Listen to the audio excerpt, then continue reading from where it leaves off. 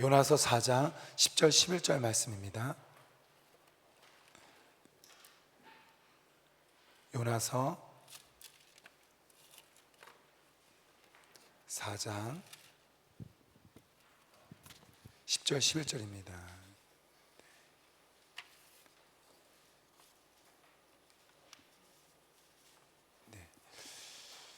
1289페이지쯤 읽겠습니다. 함께 한 목소리를 읽어볼까요? 시작. 여호와께서 이르시되 내가 수고도 아니하였고 재배도 아니하였고 하룻밤에 났다가 하룻밤에 말라버린 이 박넝쿨을 아꼈거든.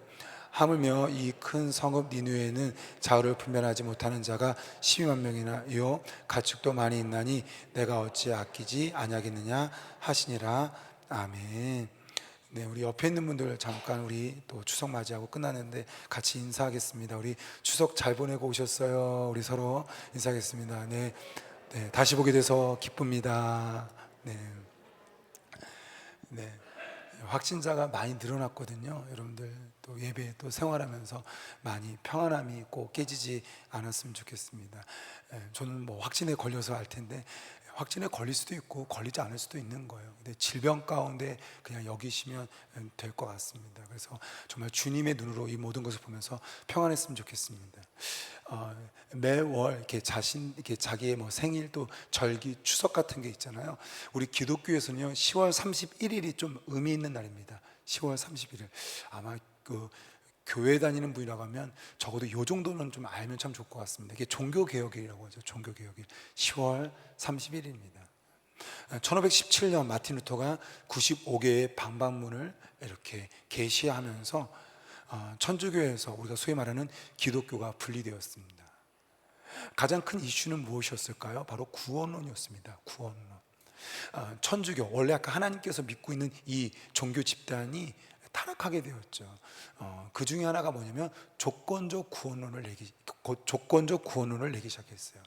지도자들이 많은 부와 권력을 누리기 위해서 했던 방법이 뭐냐면 돈 많이 내면 구원받을 수 있어. 심지어 부모님, 죽은 부모님을 향하여서도 헌금을 많이 내면 뭐라고 했느냐, 이 지옥에서 연옥으로, 성경에는 한옥도 기록되어 있지 않은 연옥이라는 곳을 만들어서 지옥에서 면제받을 수 있어라는 거예요. 그러면 종교가 타락했을 때 가장 많이 쓰는 게 바로 이런 구원을 가지고 장난하는 겁니다. 이런 불교 보면 아시겠죠? 뭐 기와장 같다 다 이름 써 있고. 결국엔 이 구원 돈 갖고 장난합니다. 그런데 아니야.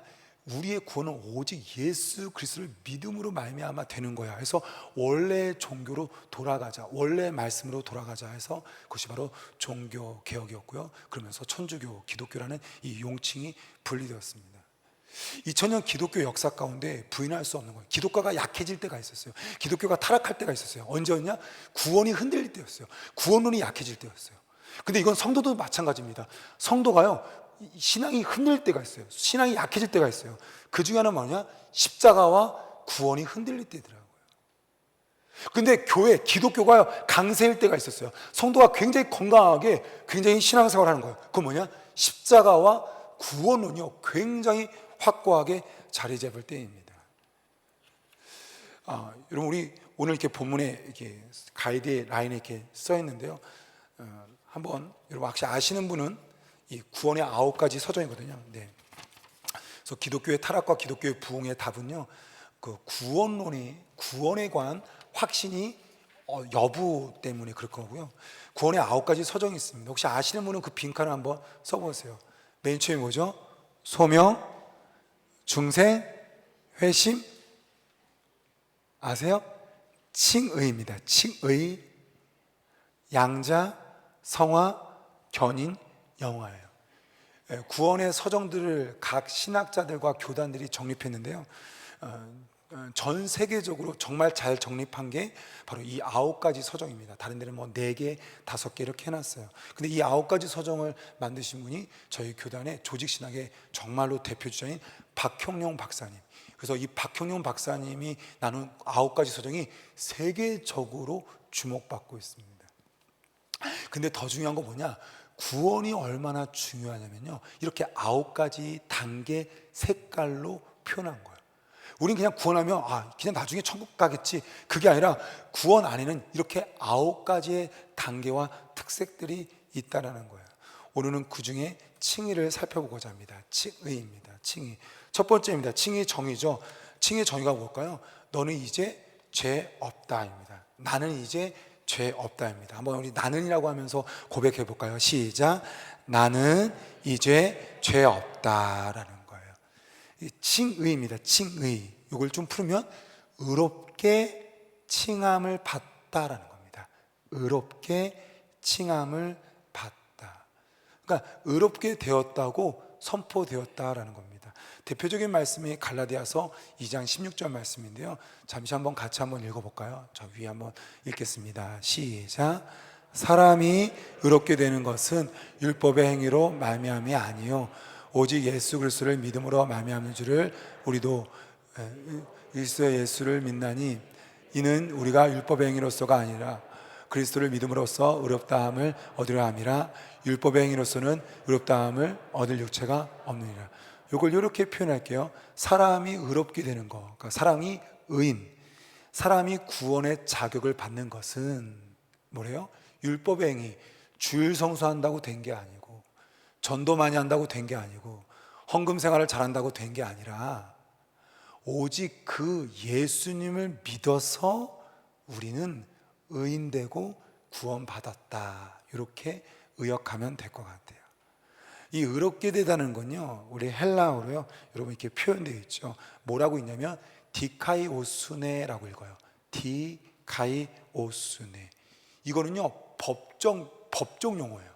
그러니까 우리는 의롭게 되었다, 디카이오스네 안 쓰잖아요.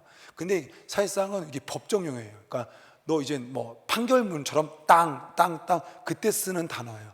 충분하다, 인정받다, 합격했다, 이런 단어예요. 그래서 조금 우리한테 보면 면제받다, 이게 제일 좀 와닿는 것 같아요. 면제받다. 그래서 여러분 법적인 용어입니다. 그러니까 너는 이제 죄 없다, 죄를 지은 너에게 이젠 죄 없다고 선언하는 것이 바로 칭의입니다. 그럼 이게 어떻게 된 거죠? 예수님이 십자가에서 나의 죄값을 치름으로 말미암아 하나님이 나에게 어떻게 하냐, 넌 이젠 죄인이 아니야 라고 칭의했다라는 겁니다. 이게 칭의의 정의예요.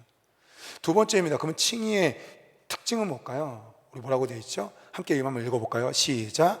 나의 행동과 상관이 없다라는 겁니다. 나의 행동과 상관이 없다. 예수님께서 십자가에 죽으심으로 우리가 그 죄값을 치름으로써 우리의 죄가 사라졌어요. 그래서 어떠냐? 나의 삶, 나의 행동과 상관없이 이루어진 거예요. 법적인 용어니까 그냥 죄수로 한번 얘기를 해볼까요? 지금 감옥에 가 있는 분이 있는 거예요. 인천교도소에 가 있는 분이 있는 거예요.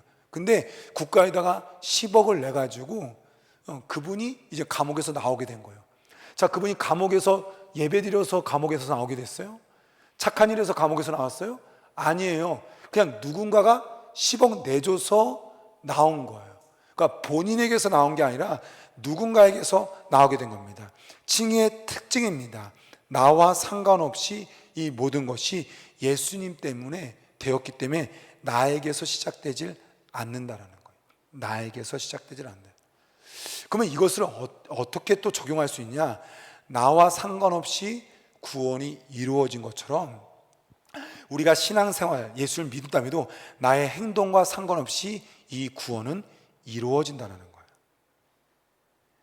나와 상관없이 구원이 이루어졌잖아요. 앞으로도 나의 행동, 내가 어떻게 말하고 내가 어떻게 살아도 상관없이 구원은 이루어질 거라는 거예요. 한번 옆에 있는 분들에게 한번 이렇게 앞뒤에 있는 분한테 물어보세요. 지금 당장 죽어도 천국 갈 걸 믿냐고 한번 물어보세요. 한번 다 물어보세요. 자, 한 명씩 시작. 빨리 한번 해보세요. 시작. 믿으세요? 믿으세요? 예. 네. 그럼 한번 대답해 주세요. 네 했으면 뻔뻔하네 이렇게 한번 대답해 보세요. 뻔뻔하네. 여러분, 사실상 우리가 이렇게 내가 구원받을 수 있어라고 했을 때 이렇게 하는 분이 있어요. 왜냐? 사실상 지난 추석 때 지은 죄가 있거든요. 형제들 만났는데 안 해야 되는데 한 장 꺾어버린 거예요. 안 했어야 되는데. 기도해야 되는 거 아는데 아직까지 그건 기도하러 나오는 거 그냥 주일 예배만으로도 나는 좀 벅찬 거예요. 남들처럼 좀 전도해야 되는데 믿지 않는 사람한테 내가 차마 이렇게 전도 못했고, 아니 가족들한테도 교회 가자고 차마 말 못하는 것 같아요. 뭔가 내 행동에 그 부족함, 연약함, 아니 좀 기독교인으로서 아닌 것 같은 내 모습을 보면서 우리는 내가 구원받을 수 있을까 하면서 하게 됩니다. 그런데요, 이 칭의 교리를 꼭 마음에 새겨야 돼요. 내가 어떻게 구원받게 됐어요? 예수님이 십자가에 죽으셨지, 내가 착하고 내가 어떠한 행동을 해서 구원받지 않은 것처럼 앞으로 나의 미래에 있을 내 삶에서의 또한 구원은 나의 행동과 말, 상관은 전혀 없이 이루어진다는 거예요. 오늘 본문은 너무나 잘 알고 있는 요나서입니다. 일반 동화책 시리즈에서도 가끔 포함되어 있는 참 재미있는 익사이팅한 아주 짧지만 스토리가 담겨져 있죠. 어디에서 태어났고 어떻게 자라는지 모르겠지만 딱 한 사건, 니느웨에 가서 하나님의 심판의 메시지를 다루는 그 짧은 에피소드만 기록되어 있습니다. 하나님께서 니느웨에 가서 하나님의 심판의 메시지를 증가하는데 니느웨가 어떻게 하죠? 도망갑니다. 도망갔다가 태풍을 만나고, 그리고 그가 물속에 빠져든 다음에 물고기 뱃속에 들어가게 되죠. 하나님께서 다시 그를 세웁니다. 함께 우리 요나서 3장 2절 3절 같이 한번 읽어볼까요? 하나님께서 두 번째로 기회를 주시죠. 함께 읽겠습니다. 시작. 일어나 저 큰 성읍 니느웨로 가서 내가 명한 바를 그들에게 선포하라 하신지라.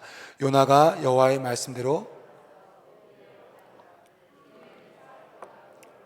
하나님 앞에 큰 성읍이더라. 네, 이젠 두 번째 순종이에요. 근데 니느웨에게 놀라운 일이 일어났어요. 그 심판의 메시지를 듣고 회개하는 거였어요. 함께 우리 6절, 7절, 우리 8절까지 한번 읽어볼까요? 시작. 그 일이 니느웨 왕에게 들림에 왕이 보좌에서 일어나 왕복을 벗고 굵은 베옷을 입고 제위에 앉으니라. 왕과 그의 대신들이 조서를 내려 니느웨에 선포하여 이르되 사람이나 짐승이나 소떼나 양떼나 아무것도 입에 대지 말지니 곧 먹지도 말 것이요 물도 마시지 말 것이며 사람이든지 짐승이든지 다 굵은 베옷을 입을 것이요 힘써 하나님께 부르짖을 것이며 각기 악한 길과 서로 행한 강포에서 떠날 것이라. 민족적 회개 운동이 일어났다는 거죠. 그 남유다의 한 남자가 와서 하나님의 심판을 예언한 그 즉시, 그리고 어떻게 해요? 오늘 9절 보니까 하나님이 뜻을 돌이키시고 그 진노를 그치사 하면서 심판이 연기되고 보류됩니다. 그걸 본 요나의 행동이에요. 함께 한번 4장 1절 2절 같이 읽겠습니다. 시작. 요나가 매우 싫어하고 성내며 여호와께서 기도하여 이르되 여호와여 내가 고국에 있을 때 이러하겠다고 말씀하지 아니하였나이까. 그러므로 내가 빨리 다시스로 도망하여 싸우니 주께서는 은혜로우시며 자비로우시며 노하기를 더디하시며 인애가 크시사 뜻을 돌이켜 재앙을 내리지 아니하시는 하나님 줄을 내가 알았음이니이다 하면서 하나님께 뭐예요? 화냈어요. 성경 우리는 성냈대요. 그리고 나서 하나님께서 어떻게 하냐? 오늘 10절 11절 방금 읽었던 그 부분을 어떻게 하냐? 그 12만 명 그냥 죽으면 되냐 하면서 요나서와 그리고 그냥 끝나버리는 거예요. 여러분 어떨지 모르겠어요. 저는 아이들 이렇게 3명 키우면서요, 제가 되게 중요시 여기는 것들이 있어요. 중요시 여기는 것. 그 중에 하나가 때 부리는 걸 제가 용납 못해요. 여러분 이마트나 이렇게 홈플러스 가면요, 6살 5살 막 이런 애들이 거북이도 아닌데 거북이처럼 누워가지고요 막 하늘 향해서 막 이렇게 다리를 굴려요. 막 소리를 지르면서 떠나가게끔. 그러면요 가끔 어머님들이 모르겠어요. 저는 이해가 안 가는데 그 애한테 그냥 막 아이 그래 이렇게 막 설명하는 거예요. 그러면 저는 속으로 그래요. 저 한 방이면 끝나는데 모르겠어요. 제가 지금 교육이 잘못된 건지. 여러분 느끼지 않아요? 저 때 제가 어렸을 때 또 제가 또 자랑하면 그런데 여러분 우리 때 언제 때 부렸어요? 여러분 때 부렸나 봐요. 여러분들 굉장히 부잣집이었나 보죠? 저희 사남이었는데요, 떼 부리는 거예요. 상상도 못해요. 어디서 떼 부려요. 근데 지금은요, 길가에서 떼 부리는 거예요. 놀이터에서도 애들이 삐져가지고 집에 가요. 근데 엄마가 쫓아가요. 저는 당황스러운 거예요. 이게 맞는 구조인가? 속으로 그래요. 이거 한 방이면 끝인데. 오늘 요나 보면서 그런 거예요. 진짜 지지리도 말 안 듣는 인간이에요. 지지리도 말 안 듣는 인간이에요. 근데 하나님께서 때리지도 않고 어떻게 하냐? 또 달래는 거예요. 야, 그래도 니네 심하면 그렇게 죽으면 되겠냐라는 거예요. 이걸 어떻게 해석해야 될까요? 이거밖에 없어요. 요나는요, 칭의받은 사람이에요. 요나의 말이든 행동이지 상관없이 이 사람을 하나님께서 칭의하셔서 내가 택했고 내 일꾼으로 삼으셨기 때문에 그가 어떤 행동을 하는지 하면서 또 기회하고 또 기회를 주고 그를 품어주시는 거예요. 여러분, 이게 칭의예요.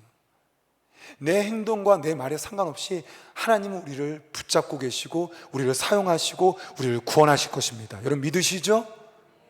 여러분, 이게 구원 교리예요. 이게 칭의 교리예요. 이게 하나님 말씀이에요. 내 느낌, 내 감정보다 여러분 법적인 것이요 더 강력한 거예요. 내 느낌, 내 감정보다 법적인 것이 더 강력합니다. 예를 들면 여러분 기억될지 모르겠어요. 클래식이라는 옛날에 굉장히 유명한 영화가 있었습니다. 그 지혜라는 진짜 이쁜 여자가 주인공이었죠. 그냥 제가 여주인공 이름 말 안 할게요. 지혜로 나와요. 지혜. 근데 뜨거운 사랑을 해요. 대부분 영화의 80%가 이 남자친구 준하랑 뜨거운 사랑을 해요. 근데 영화 막바지에 이 친구가 갑자기 베트남에 가서 장애우가 되고요, 장애우는 자기와 살려면 이 여자가 평생 불행할 거라서 베트남 갔다 와서 이 장애우가 된 실명을 한 준하가 이 여자와 연락을 끊어버려요. 그리고 이 준하의 친구인 태수와 결혼합니다. 여러분 한번 물어볼게요. 준하가 나요? 태수가 나요? 미치겠네. 여러분, 그 20대 때 뜨거웠던 사랑 그 사람이 나요? 아니면 지금 함께 사는 남편이 나요? 제가 또 우리 가족이 분란을 일으키나요? 10년 연애해봤자 무슨 소용 있겠어요? 중요한 건 누구예요? 결혼한 사람이에요. 그래서 여러분, 교회에서 연애할 때마다 어른들이 그래요. 야, 조심해. 뭐요? 결혼 당일까지 어떻게 해요? 알 수 없어. 왜 그래요? 감정, 느낌보다 중요한 거 뭐냐? 법적인 거예요. 법적인 거. 내 신앙, 내 느낌? 오늘 예배가 뜨겁다. 아무 소용없어요. 그냥 여러분, 오늘 찬양이 안 될 수도 있고 예배 때 그냥 주구장창 졸 수도 있어요. 근데 이건 잊지 마세요. 나 하나님께서 나 구원하세요. 나 하나님 자녀예요. 칭의는 내 느낌이 아니라는 거예요. 내 감정이 아니라는 거예요. 이건 법적으로 주님께서 선언한 거예요. 한번 따라해 보세요. 더 죄 지어도 구원받는다. 네. 덜 죄 지어도 구원받는다. 더 죄짓든 덜 죄짓든 전혀 상관없이 구원받는 거예요. 이게 오늘 우리 칭의 교리입니다. 그럼 이제는 세 번째입니다. 칭의의 유익입니다. 칭의의 유익은요, 두 가지가 대표적이에요. 하나는 죄사함이고 하나는 양자됨입니다. 하나씩 증거하도록 하겠습니다. 첫 번째, 죄사함입니다. 죄사함은요, 미래적인 특징을 갖고 있어요. 미래적인 측면을 갖고 있습니다. 예수님이 우리의 죄를 대신해서 죄값을 치르셨어요. 그래서 내 미래는 어떻게 해야? 형벌이 없다라는 겁니다. 형벌이 없다. 스위스 신학자인 프란시스 트레틴이라는 사람이 있어요. 여러분 이렇게 써놨죠. 그분이 참 좋은 명언을 했어요. 뭐냐? 죄는 있어도 형벌은 없다라는 거예요. 죄는 있어도 형벌은 없다. 이게 무슨 말이냐? 여러분, 우리가 구원받았어요. 근데 우리가 예수님으로부터 우리가 죄사함을 받았어요. 근데 여전히 죄가 있어요, 없어요? 네. 부패했어요, 안 했어요? 돈 욕심 나요, 안 나요? 누구 꼴보기 싫어요? 말도 안 나오네. 꼴보기 싫은 사람이 있어요? 생겨요, 안 생겨요? 저는 목사가 됐는데도 생기더라고요. 저는 전도사 때는 그래 전도사니까, 그리고 강도사니까 근데 목사가 돼도 생기더라고요. 우리 이제 명순 강사님이 이제 목사 안수 받기 이제 직전인데요. 네, 목사가 돼도 생기더라고요. 여전히 우리는 부패에 있고 죄에 있습니다. 그래서 말한 거예요. 죄는 있어도 근데 뭐는 없어요? 형벌은 없다. 뭐예요? 죄의 책임은, 타락의 책임은, 부패의 책임은 누가 졌어요? 예수님이 졌어요. 그래서 우리는 무조건 어떻게 해요? 잘 되게 돼 있는 거예요. 그래서 여러분, 구원의 확신성에서 가장 쉬운 표현이 이겁니다. 내 인생은 망하지 않는다. 우리 한번 고백해 볼까요? 시작. 내 인생은 망하지 않는다. 내 인생 망하지 않는다는 거예요. 요나는요 정말 좀 별로인 선지자예요. 여러분, 어떤 분도 자식 기도할 때 주님 우리 아들 요나처럼 되게 해주세요 이런 분 없고요. 근데 가끔씩 또 요나라고 이름을 짓는 분도 있긴 하더라고요. 근데 요한은 많지만 요나는 적습니다. 선지자 중에 별로예요. 근데 이분에게 있었던 독특한 게 뭐냐면 꽤 당당했어요. 꽤 당당했어요. 불순종하고 도망갔어요. 그냥 태풍이 쳐가지고 파가 파손되기 직전이에요. 그가 뭐라고 하죠? 함께 우리 요나서 1장 12절 말씀 같이 읽겠습니다. 시작. 그가 대답하되 나를 들어 바다에 던지라. 그리하면 바다가 너희를 위하여 잔잔하리라. 만난 것이 나 때문인 줄을 내가 아노라 하니라. 무려 내가 날 던지는 거야. 그러면 이게 다 문제 해결되겠다는 거예요. 너무 당당해요. 아마 마음 가운데 뭐가 있었을까요? 하나님, 내가 이렇게 해도 내 영혼을 책임질 거라는, 내 인생이 이렇게 망하지 않을 거라는 거예요. 안 죽는다는 게 아니라 분명히 이 이후에 불순종했지만 난 지금 죽었을 때 지옥 갈까요? 천국 갈까요? 천국 간다는 확신이 있으니까 이렇게 죽은 거예요. 지옥에 자기가 죽어서 지옥 간다고 생각하면, 불순종했는데 지옥 간다고 했으면 절대로 안 빠져들었겠죠. 지금 불순종해서 죽기 직전에 자기가 들어가는 거예요. 그건 다시 산다, 물고기가 준비되었다, 요나는 모릅니다. 다만 이거예요. 난 천국 간다는 거예요. 엄청 당당해요. 두 번째로 그가 당당할 수 있는 것은 바로 이겁니다. 니느웨에서 예언을 했다는 겁니다. 니느웨, 니네 망해, 니네 하나님께서 심판받을 거야 하면서 막 전했다는 거예요. 근데 얼마나 큰 성읍이냐? 사흘 동안 걸어다닌대요. 사흘 동안. 만약에 이렇게 천천히, 정말 천천히 건다면 한 하루에 10km 걸을까요? 10km? 그럼 여러분 3일이면 몇 킬로예요? 이게 30km나 되는 도시예요. 그러면 여러분 어떻게 된 거예요? 이게 서울보다 큰 거예요. 서울은 맘만 잡으면 우리 강서구에서 강동까지 걸어가요, 하루에. 그러니까 여러분 이게 30km면요 적지 않은 도시예요. 그러니까 아수르가 북이스라엘 멸망시켰고 이제 남유다 멸망시키기 바로 직전이었어요. 그러나 이제 바벨론이 아수르를 이제 잡죠. 근데 지금 아수르가 최고의 국가였는데 그곳에 가서 니네 하나님께 망해 라고 선포한 거야. 엄청 당당한 거야. 왜냐? 여러분 한번 북한 가서 할 수 있겠어요?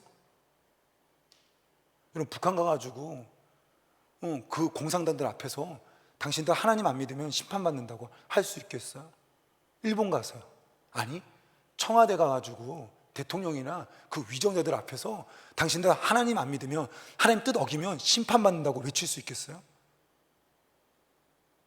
여러분 이건 미친 짓이에요. 미친 짓. 이건 그 당시에 왕이 군인들 시켜서 그 자리에서 죽여도요 죽일 수 있는 거예요. 근데요 요나는요 너무 놀라웠어요. 뭐냐? 내 인생 망하지 않아. 이 친구에겐 구원, 이 칭의의 확신성이 있어서 굉장히 삶 가운데 당당하게 살아갔어요. 여러분 어떠세요? 정말 당당하시나요? 집값이 많이 오르고 있다며요. 혹여 여전히 아직도 내 인생, 우리 집에는 내 집도 없어요. 전세고 월세고, 또 내년에 집값 오르는 것이 아니야? 전세 올려달라고 하는 것이 아니야? 두려움 가운데서 여러분들 이렇게 고백할 수 있어요? 내 인생 절대로 망하지 않아. 여러분 만약에 여러분의 자녀가 36세라고 해볼까요? 선을 받습니다. 근데 상대방에서 또 거절하는 거예요. 칭의 확신이 있으면 아마 그러지 않을까요? 에이, 내 인생 망하지 않아. 분명히 배우자 준비시킬 거야. 취업이 어렵다며요. 금년에만 10번째 떨어진 겁니다. 근데 이번에 또 설렜는데 면접도 본 거예요. 근데 칭의의 확신만 있다면 에이, 내 인생 이대로 망하지 않아. 여러분, 이 구원의 확신, 이 칭의의 확신성은요 하나님이 나를 결코 형벌을 이끄지 않기 때문에 내 인생은 결코 망하지 않는 그러한 믿음으로 살게끔 됩니다. 우리 생명교회 성도님들에게 이러한 믿음이 강력하게 그 마음 가운데 있기를 소망합니다. 두 번째입니다. 칭의의 유익입니다. 뭐냐? 양자됨입니다. 양자됨. 이것은 현재적인 특징을 갖고 있습니다. 너는 이제 내 자녀다라는 거죠. 너는 이제 내 자녀다. 칭의는 이제 내가 너에게 죄가 없다. 그리고 동시에 어떠냐? 양자 삼아 주시는 거예요. 그래서 의롭게 하심을 제가 이전에 설교할 때 관계로 해석한다고 했었죠. 의롭게 하심을 의역을 하면요, 관계의 회복입니다. 관계. 뭐냐? 양자 삼아 주는 거예요. 예수 그리스도를 믿는 자는요, 믿는 자라고 할 수도 있지만 뭐냐? 하나님 자녀됐다라고도 표현할 수 있어요. 우리 요한복음 1장 11절 아주 유명한 말씀이죠. 함께 한번 읽겠습니다. 시작. 영접하는 자 곧 그 이름을 믿는 자들에게는 너무 중요한 말씀입니다. 우리 한번 해볼까요? 시작. 영접하는 자 곧 그 이름을 믿는 자들에게는 하나님의 자녀가 되는 권세를 주셨으니. 그러니까 믿는 것과 자녀되는 것은요, 같은 거예요. 믿으면 구원받는 겁니다. 죄가 사라져요. 근데 죄가 사라지는 것뿐만 아니라 어떻게 되냐? 이거는 자녀 삼아 주임이 되는 거예요. 그래서 하나님의 자녀가 된다. 그래서 우리가 하나님을 부를 때 또 이렇게도 부르죠. 하나님 우리 아버지라고 부르죠. 아버지. 그럼 이걸 여러분 다르게 보면 어떤 거냐? 이게 조금 과하게 설명은, 나와 예수님이 어떻게 된 거예요? 나와 예수님이 어떻게 해요? 좀 예수 형 그래도 되는 거예요. 예수 오빠 해도 되는 거예요. 그러니까 하나님의 아들이 예수고, 우리가 그 예수를 믿었을 때 자녀 삼아 준다고 하는 것은 뭐냐면 우리 예수님의 동급이라는 거예요. 근데 성경에 예수님께 동급이라는 게 없는 거예요. 그럼 이걸 어떻게 조금 더 정확하게 표현할 수 있냐? 하나님이 예수님에게 대해 줬듯이, 예수님께 대해 준 것처럼 우리도 동일하게 대해 준다는 거예요. 요 말이에요. 하나님의 자녀가 된다는 건 뭐 말이냐? 하나님이 예수님에게 행한 모든 것처럼 이제 내가 너 자녀 삼아서 대해준다는 거예요. 여러분 그러지 않겠어요? 고아원에 있는 한 아이를 내가 양자 삼아줘요. 근데 우리 아이가 원래 있었다고 쳐보세요. 첫째가 있었는데 둘째를 양자 삼았어요. 어떻게 해요? 옷 똑같이 입히지 않아요? 밥 똑같이 먹지 않아요? 여러분 이게 양자 삼은 거예요. 그러니까 예수님을 믿으면 양자 삼게 되는데 어떻게 되느냐? 그 예수님과 동일하게 대우해야 된다는 거예요. 그러면 하나님께서 예수님을 대우해 주신 대표적인 말씀이죠. 사도행전 2장 32절 33절입니다. 우리 함께 읽도록 하겠습니다. 시작. 이 예수를 하나님이 살리신지라 우리가 다 이 일의 증인이로다. 하나님이 오른손으로 예수를 높이심에 그가 약속하신 성령을 아버지께 받아서 너희가 보고 듣는 이것을 부어주셨느니라. 죽었어요. 근데 어떻게 해요? 살아나요. 그리고 어떻게 해요? 무조건 그 예수님을 높여주세요. 하나님은 예수님을 최고로 대우해 주셨습니다. 마찬가지입니다. 우리가 하나님의 최고의 대접, 대우를 받을 거예요. 이게 칭의예요. 칭의는 죄가 없다라고, 예수 그리스도로만 죄가 없다는 선언이에요. 근데 그 선언일 뿐만 아니라 하나님의 자녀, 양자 삼아 주신 거예요. 이 양자 삼아 주신 건 뭐냐? 하나님께서 예수님께 대우했듯이, 대접했듯이 이제 우리도 똑같이 대접하기 시작한다는 거예요. 그래서 우리는 고백해야 돼요. 지금 나는 최고의 대접을 받고 있어. 지금 나는 최고의 대접을 받고 있어. 그러나 사실상 살아가면서 우리는 이것이 조금은 마음이 불편한 진리입니다. 하나님의 자녀고 지금 내게 최고의 대우라고 한다면 어떻게 이럴 수 있냐라는 일들이 우리 삶 가운데 펼쳐진다는 거죠. 죄가 없다, 망하지 않는다, 지금 최고의 대우를 한다고 합니다. 근데 현재 내 삶을 보면요, 내 모습을 보면요, 그것이 이게 최고의 대접과 대우란 말인가? 이런 의문들이 막 생기는 거예요. 우리 선교사님 통하여서, 또한 중국에 가신 우리 배연하 권사님 통하여서 연락이 왔습니다. 여러분 지금은 모든 교회 예배를 중단시켰어요.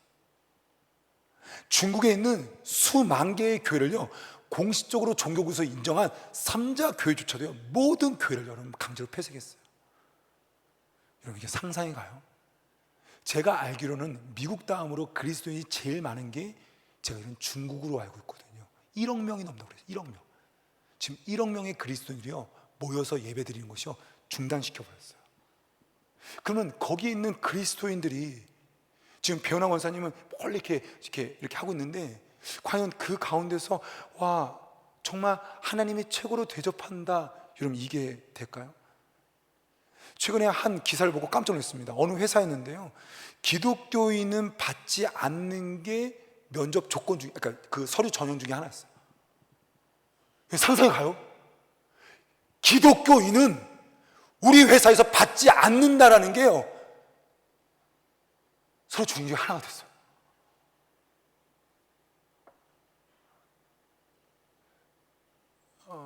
아마 저는 그렇대요. 하나님 감사합니다.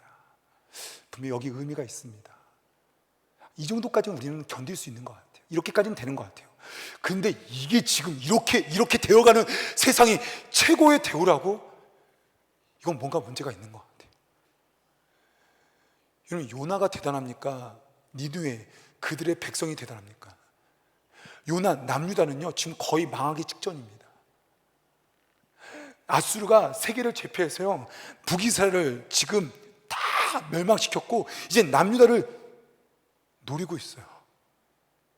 근데 남유다에 하나님을 믿는 이스라엘 백성들이, 과연 요나가 이런 마음을 가질 수 있을까요? 하나님은 나를 지금 하나님의 자녀 삼아줬기 때문에 최고의 대우를 하고 있다. 아마 와닿는 것이 쉽지 않지 않을까 싶습니다. 이제 마지막, 그럼 이런 현실의 딜레마에서 칭의의 교리를 어떻게 받아들이고 사냐, 마지막 결론입니다. 나는 예수님처럼 된다는 겁니다. 나는 예수님처럼 됩니다. 하나님이 예수님을 통하여서 우리에게 죄 없다, 결코 망하지 않는다, 그리고 넌 내 자녀야, 최고로 대우해 줄 거야, 최고로 대접해 줄 거야 라는 거예요. 하나님은 우리를 예수님처럼 대해준다는 겁니다. 그렇다면 이 결론은 어떻게 나느냐? 그렇다면 나는 예수님처럼 된다는 거예요. 다시 말하면 현실의 고난과 고통 가운데 이 칭의의 딜레마, 아니 내가 하나님 자녀인데 사업이 안 돼? 내가 하나님 자녀인데 우리 자식이 결혼이 안 돼? 내가 하나님 자녀인데 왜 우리 딸내미는 이렇게 교회를 안 나오려고 할까? 이런 딜레마 속에서 풀 수 있는 것은요, 난 예수님처럼 될 거야, 이거예요. 여러분, 복음서의 예수님의 그 삶 하나하나를 한번 살펴보세요. 왕이신 예수님께서 이 땅 가운데 하나님이 어떻게 대우하셨어요? 사람들이 조롱하였고, 사람들이 그분을 때렸고, 사람들이 그를요 멸시했어요. 그를 하나님으로, 하나님의 아들로 결코 인정하지 않았어요. 고통 가운데 있었죠. 그러나 하나님께서 이 고통 가운데 있는 그 예수님을 영광 가운데 거하게 했어요. 우리 사도신경 중에, 우리 사도신경 한번 같이 한번 암송해 볼까요? 장사한 지 사흘 만에부터 한번 해볼까요? 시작. 장사한 지 사흘 만에 죽은 자 가운데서 다시 살아나시사 하늘에 오르사 전능하신 하나님 우편에 앉아 계시다가 저리로서 산자와 죽은 자를 심판하러 오시리라. 고난 가운데 최종 영광을 받게끔 했습니다. 죽은 자 가운데 살아났어요. 이걸 뭐라고 그래요? 영생. 하늘에 오르사 최고의 대우를, 보좌 우편에 앉아 계시고, 네 번째로는 심판의 권세를 휘두르게끔 하셨어요. 모든 결정권이 예수님께 있도록. 우리도 마찬가지입니다. 이 땅에 살아가면서 그리스도인데 더 사업이 안 되는 거예요. 더 조롱을 받는 거예요. 지금 코로나 시대 때 거의 미친 무슨 사이비 집단처럼 뭐 그렇게까지 교회 가서 예배를 드리려고 하는 이런 상황 가운데 있는 거예요.